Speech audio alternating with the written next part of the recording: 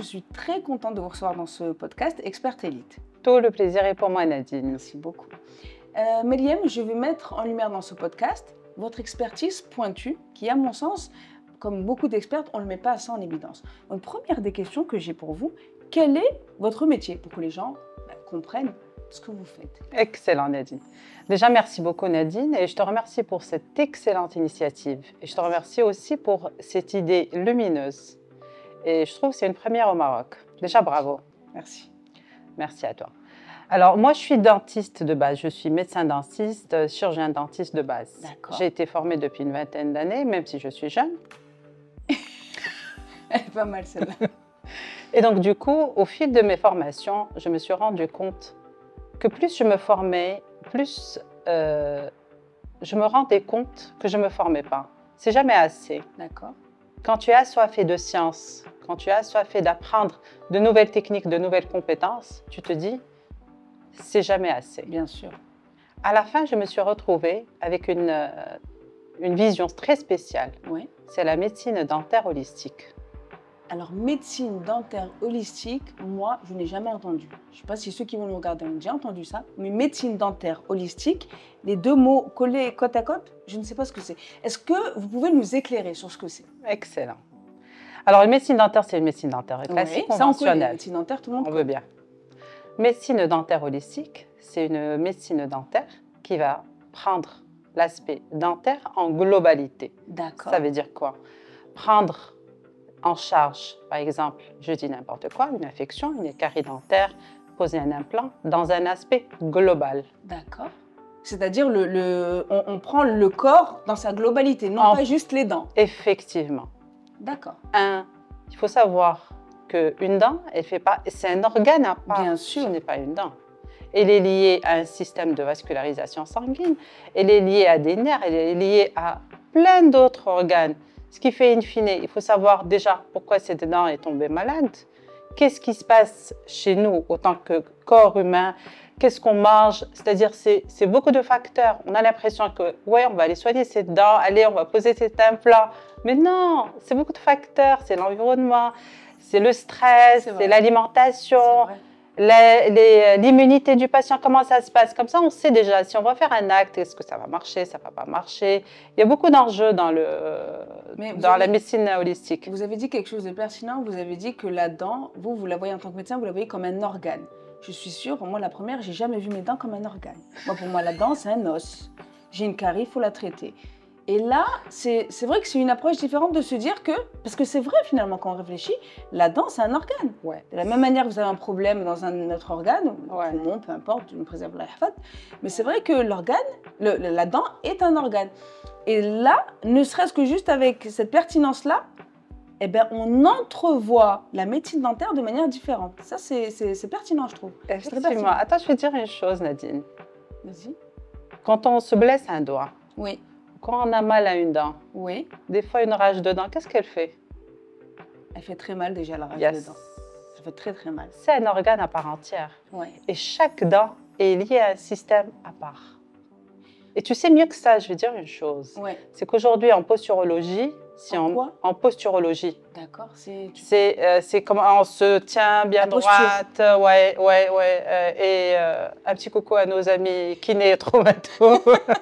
S'il y a une dent qui manque, c'est toute la posture qui va avec. D'où l'importance de faire un implant, quoi. Parce que là, ils vont se dire, on en pense quoi, bon, on va laisser la dent, c'est pas grave. Mais tout est lié. Yes. D'accord. Maintenant, je vais rajouter une autre pertinence à mon sens. Si un patient vient chez vous, il a une rage de dents.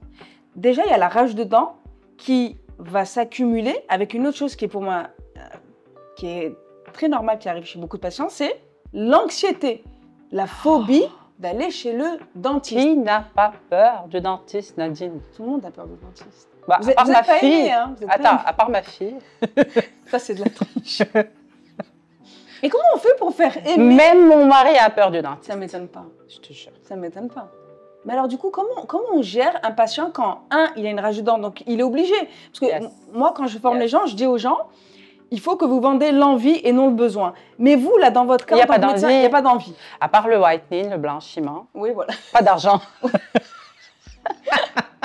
c'est ça. Déjà maintenant, on parle d'éclaircissement, on parle plus du mot blanchiment. Oui, Between brackets. ouais. À part l'éclaircissement et à part les facettes, enfin, on peut en parler Oui. par la suite. Bon, mais bon.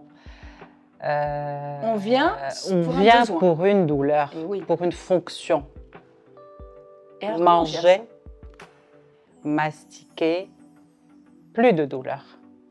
Quand on reçoit un patient pour une première fois et il a une douleur, c'est terrible.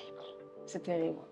C'est terrible. Parce que déjà, tu ne le connais pas. Excuse-moi, je vais Y a pas de te problème. tutoyer. Il n'y a pas de problème. Merci. Déjà, tu ne connais pas le patient. Il ne te connaît pas. C'est vrai. Il va rentrer dans un endroit mystérieux, qu'il ne connaît pas, avec des gens qu'il ne connaît pas. Ouais. Déjà, et lui, déjà, il est mal, il se sent mal, il a des douleurs, il n'a pas dormi la nuit, il a pris une tonne d'antibiotiques, une tonne d'antalgiques. Et à la base, il ne voulait pas venir chez toi. Il est obligé. Ouais. Donc, Comment on gère ça? comment tu sais? Ouais. On a deux schémas. D'accord. Soit en premier lieu, on va rassurer le patient, on ne va Ouais. rien faire. S'il est très anxieux, on ne va rien faire. D'accord. On va essayer juste vraiment de l'apaiser, de lui donner des antalgiques, les bons antalgiques qu'il faut, Bien sûr. et de la rassurer. Si après, le patient est un tout petit peu coopérant, et ça, on le voit, à ce moment-là, on peut, oui, aller, agir, traiter, et voilà. D'accord. Ça dépend du patient. Ça dépend du patient. Maintenant, j'ai une question. Vous m'avez dit avant quelque chose qui m'a marqué. Ah, on peut se tutoyer, Nadine. Oui, mais je sais. Vous êtes médecin, moi je fais attention. Tu mets ça au cabinet. On est dans le plateau. Alors, Mélène, tu m'as dit quelque chose il n'y a pas longtemps, juste avant qu'on se voie, tu m'as dit Nadine, même si tu vas chez un médecin, tu ne peux jamais savoir s'il est compétent. Ça, c'est quelque chose que beaucoup de personnes vont dire oui, c'est vrai, et puis il y en a qui vont dire bah non, c'est pas vrai, on sait si le médecin est compétent.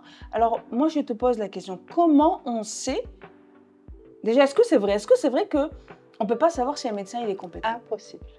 Comment ça, impossible? Impossible. Pourquoi? Il y a tellement de facteurs, il y a tellement de paramètres que C'est pas possible. qu'on ne sait pas. Attends, dis-moi, s'il te plaît, comment tu peux, toi, savoir comment un médecin est compétent? Alors moi, j'avais posé la question à quelqu'un une fois. Yes. La personne m'a répondu la chose suivante. Elle m'a dit Ouais. bah, tu vois les résultats qu'elle t'a fait. N'importe quoi. Mais n'importe quoi. On n'est pas dans un système de notification. Attends, franchement, Nadine. C'est vrai. Tu es dans un système de notes. C'est vrai. Mais c'est après, ok, je veux bien. Tu vois les résultats. Quels résultats tu vois? Tu t'es basé Des sur fois, la quoi? douleur ne veut rien dire. C'est vrai. Ok, si on part de la fonction. Oui. Bien. Je suis partie chez Mr Bean Oui, c'est bien. et j'ai plus de douleur. Oui. On va dire il a été efficace, il a fait son travail, il est compétent. N'importe quoi. Ah, Des fois, tu sais, Nadine, des fois, on peut mettre des matériaux qui sont un tout petit peu, qui sont très calmants. oui. Et comme ils sont très calmants, il y a un produit à l'intérieur, et ça rappelle et ça rejoint la médecine holistique, Ouais. très nocif. Mais tout ça pour Mais calmer nous, la douleur. Le médecin, il fait bien, il fait bon, Oui. il fait pas mal. C'est-à-dire, ces matériaux, ils se vendent. Ouais. Mais moi, est-ce que je vais choisir celui-là ou celui-là pour faire attention à la santé du patient? Je ne sais pas. Ouais. Il faut que je sois très Faut avoir une très dans la santé du patient, Ouais. plutôt que d'aller le rassurer, d'être dans son confort. Il faut lui expliquer, voilà, je vais vous soigner aujourd'hui, possible que vous allez avoir de la douleur, ne vous inquiétez pas, Oui. ça rentre dans un cadre de normalité.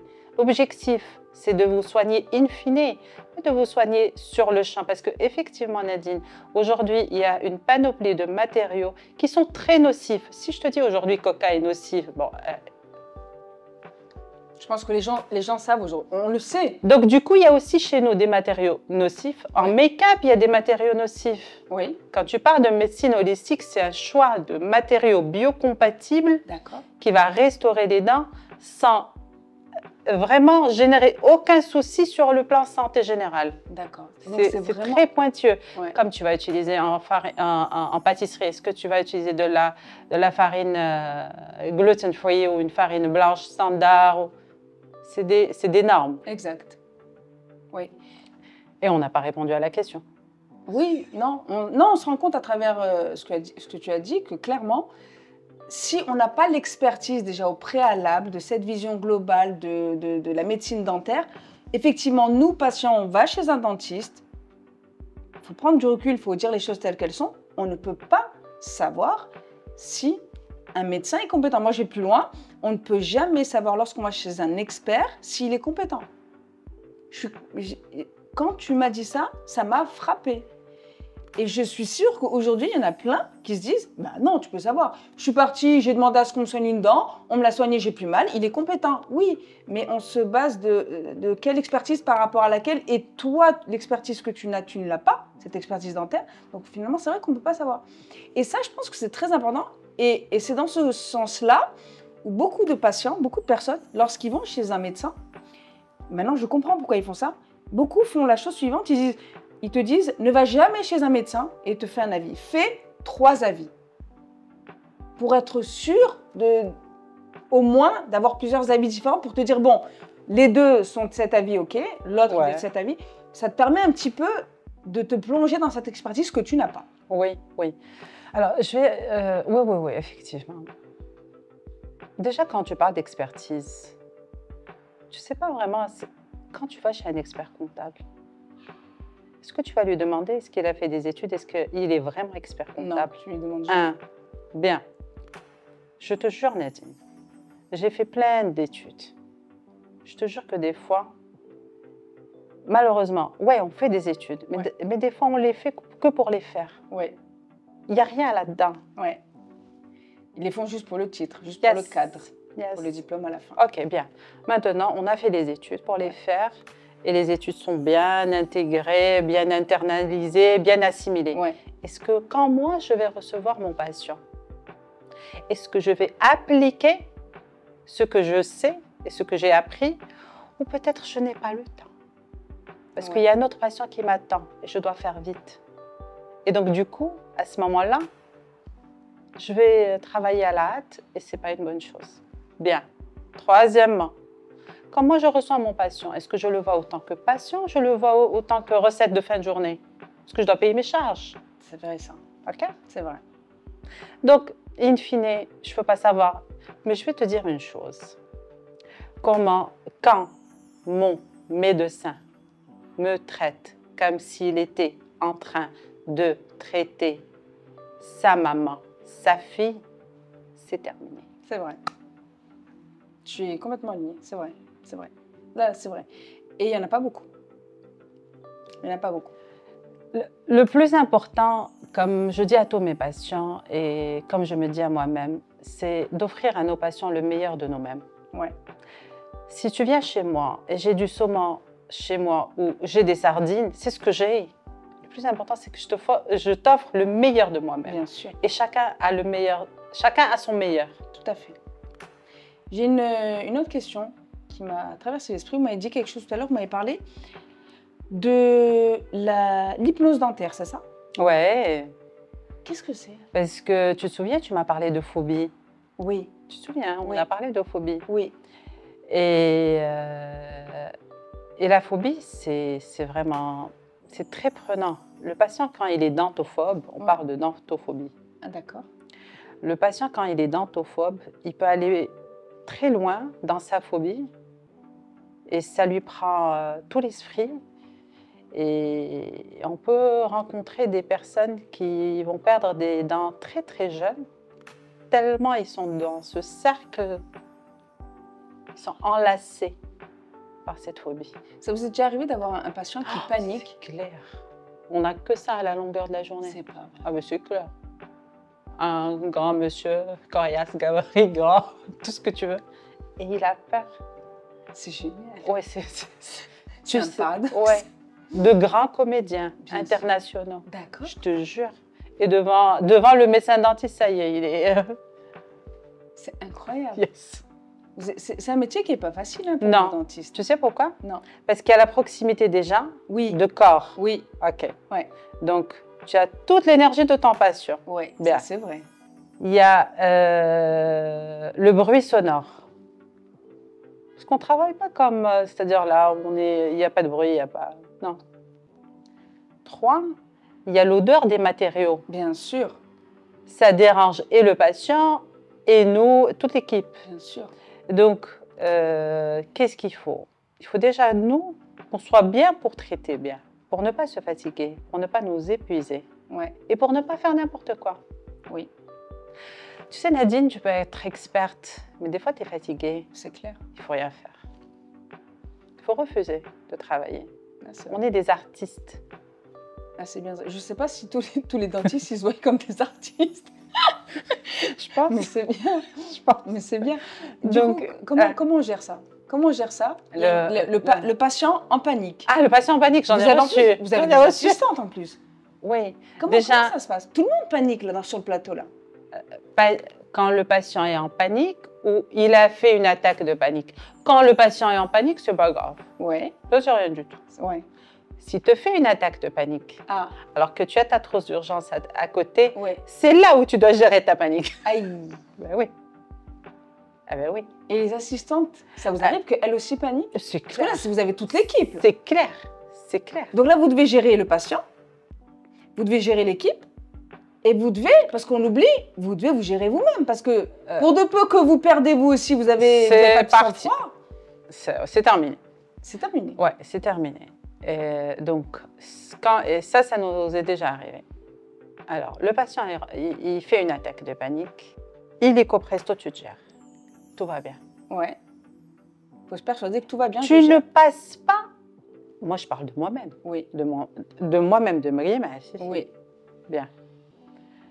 Tu ne passes pas au geste de secourisme pour ne pas transmettre la panique à ton équipe. Et oui, Et pour que le patient ne va pas aussi dans son délire. bien sûr. Parce que la panique, elle vient d'où? Elle vient de là. Ouais. Tu sais, et combien de fois, je te jure, Nadine, j'ai reçu des patients qui ont fait des attaques de panique chez d'autres patients. Donc, du coup, à la première consultation, bonjour docteur, vous allez bien? Moi, j'ai déjà fait une attaque de panique quand j'étais petite. Et par la suite, après, à chaque fois, j'ai ça, et je tombe dans les pommes.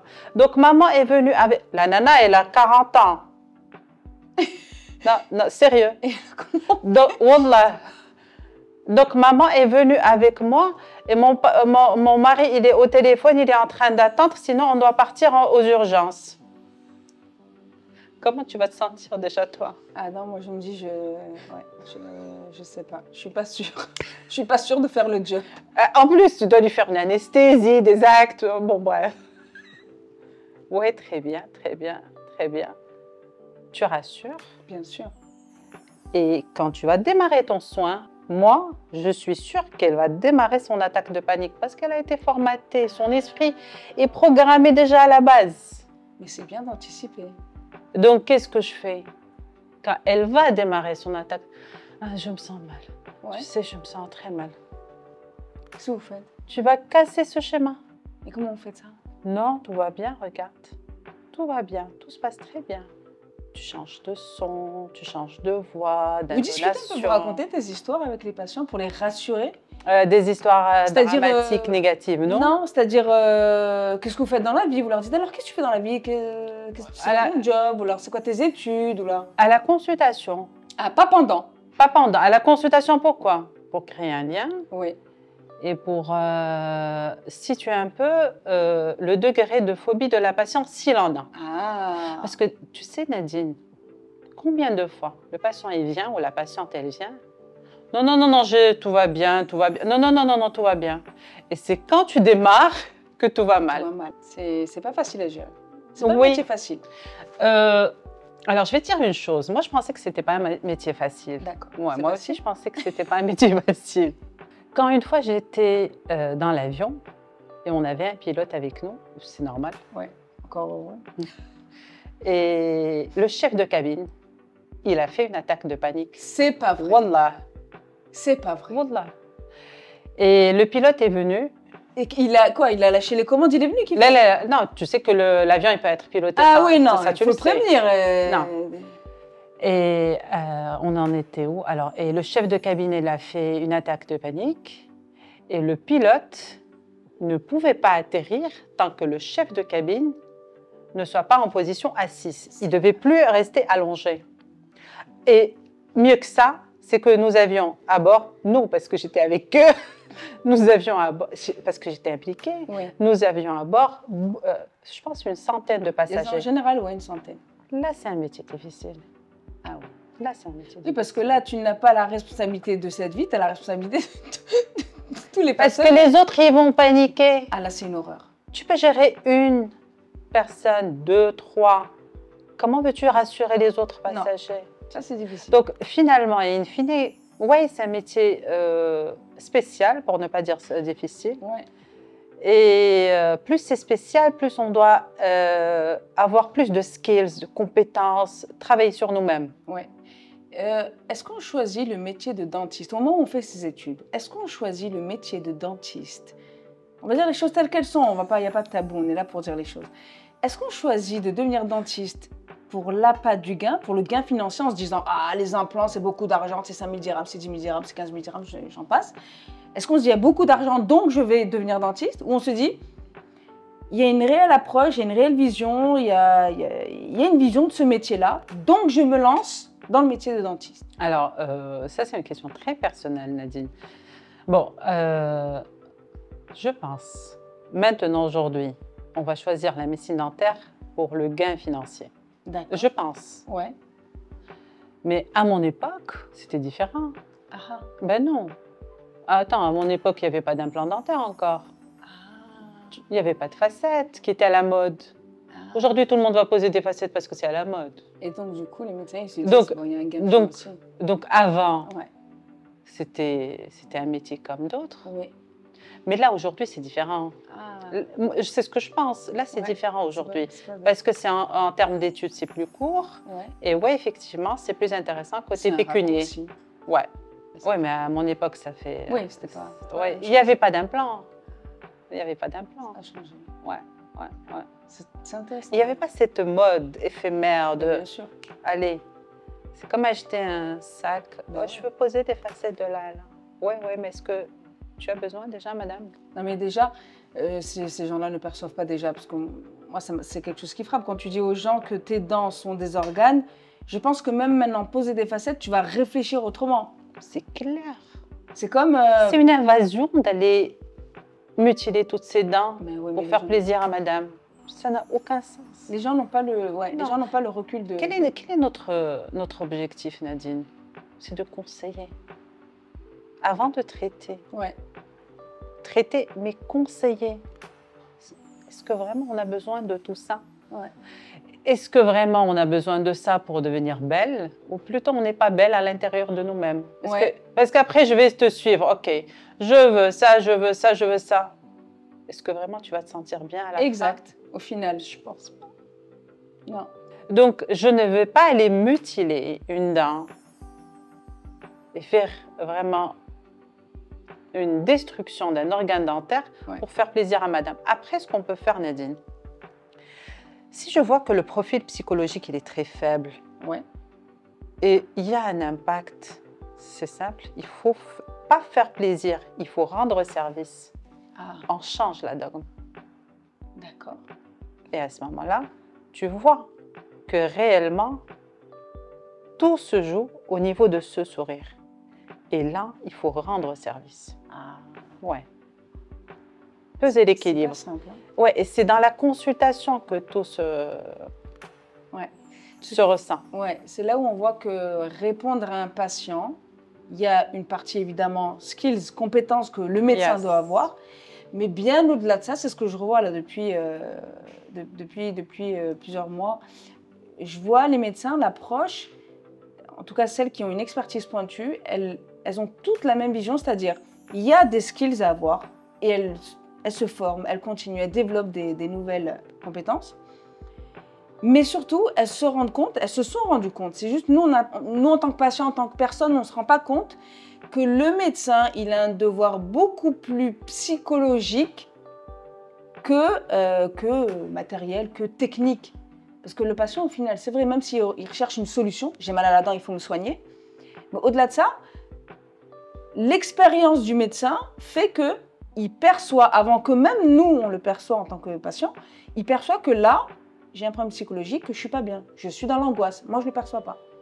Le médecin le perçoit. Pourquoi? Parce qu'il est habitué, parce que c'est des années de médecine et d'expertise. Exactement. Et ça, c'est important de le souligner parce qu'on pense souvent, à tort, qu'on est parti chez un médecin, quelle que soit la spécialité, on va chez un médecin, on pense qu'il est compétent parce qu'on nous a recommandé, il est super, va le voir, il est top, il m'a fait ça, on y va. On pense qu'il est bien, mais finalement, il s'avère qu'il fallait juste qu'on aille chez une autre personne pour nous rendre compte que, mais non, il n'était pas bien en fait, ce médecin-là. Mais on ne peut pas le savoir en tant que patient. Oui, effectivement, et je reviens toujours à l'idée suivante. C'est que je suis sûre que chaque patient, que chaque médecin offre le meilleur de lui-même.